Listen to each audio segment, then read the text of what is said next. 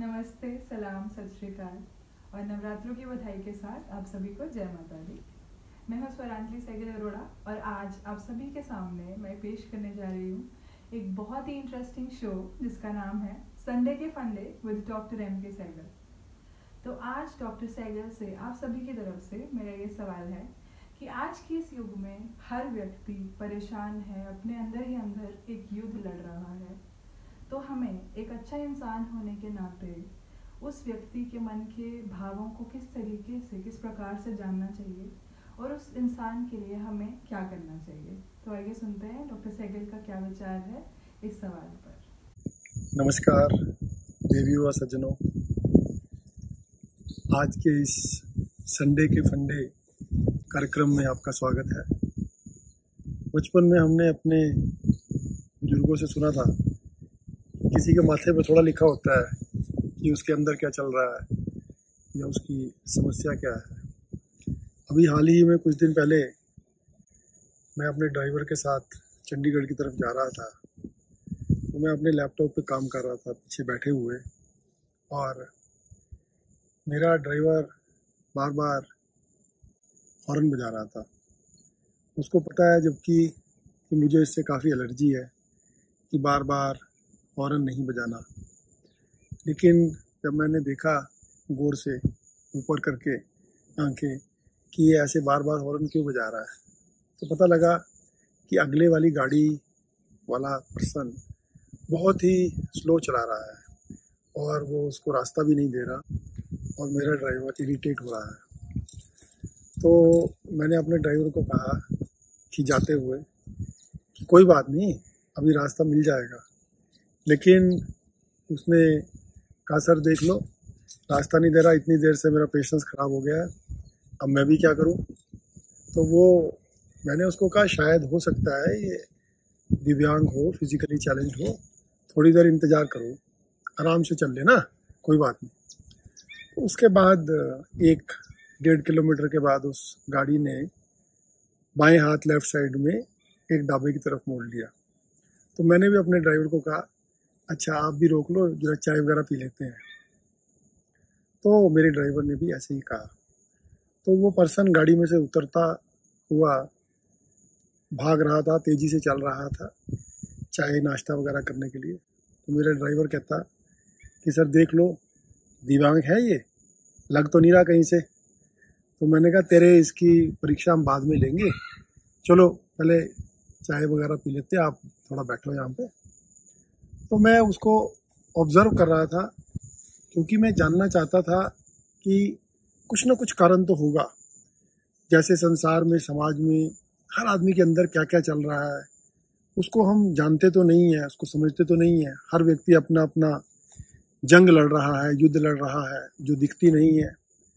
तो उस व्यक्ति को मैं देख रहा था और मैंने वेटर को बुला के अपना टेबल वगैरह साफ़ करवा के बैठने की कोशिश में था कि उतनी देर में मैं देख रहा हूँ कि उसने एक कप में, एक हाथ में चाय पकड़ी हुई है, दूसरे में नाश्ता, और फटाफट खाने की कोशिश कर रहा है। और फिर वो ना टेबल साफ़ करवाया ना कुछ, उस पर बैठ गया आराम से।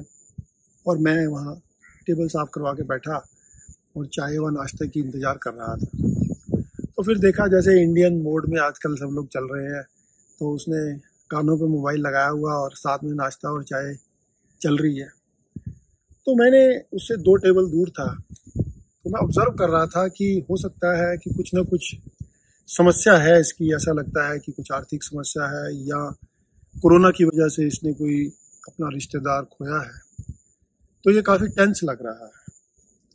तो एनी हाउ, क्योंकि मुझे जानता तो नहीं था और वो मुझे कुछ ना कुछ वापस में जवाब भी दे सकता था अगर मैं उसको कुछ कहता तो, लेकिन फिर भी हिम्मत करके जब वो जाने लगा तो मैंने कहा अब तक जो हुआ है मुझे नहीं पता, लेकिन भाई साहब सब ठीक होगा। तो वो कहने लगा सर पक्का सब ठीक होगा। मैंने कहा बेशक सब ठीक होगा, क्योंकि अमिताभ बच्चन जी के पिताजी हरिवंश राय बच्चन जी ने कहा था कि मन का हो तो अच्छा और मन का ना हो तो और भी अच्छा। तो मुझे कहता मन का ना हो तो अच्छा कैसे? तो मैंने कहा क्योंकि हमारे मन का नहीं हुआ तो परमात्मा के मन का हुआ, तो उसकी जो प्लानिंग है, योजना है, तरीका है, वो बहुत बेहतर होता है। तो वो अपनी गाड़ी में बैठ गया और मैं अपनी गाड़ी में बैठकर ड्राइवर को संकेत दिया कि चलो चले।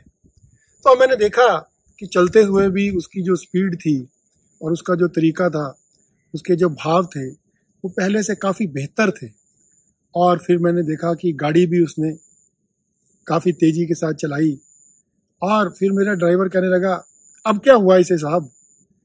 तो मैंने कहा कि मुझे नहीं पता इसको क्या हुआ, हो सकता है इसको गर्मा गर्म एक चाय के कप की इच्छा या तलब हो रही होगी। तो लेकिन मैं अपने आंखें बंद करके मन ही मन आत्म विश्लेषण कर रहा था, सोच रहा था कि हाँ, हमारे बुजुर्ग और माता पिता जी कितना ठीक कहा करते थे कि किसी के माथे पे थोड़ी लिखा होता है कि क्या समस्या है।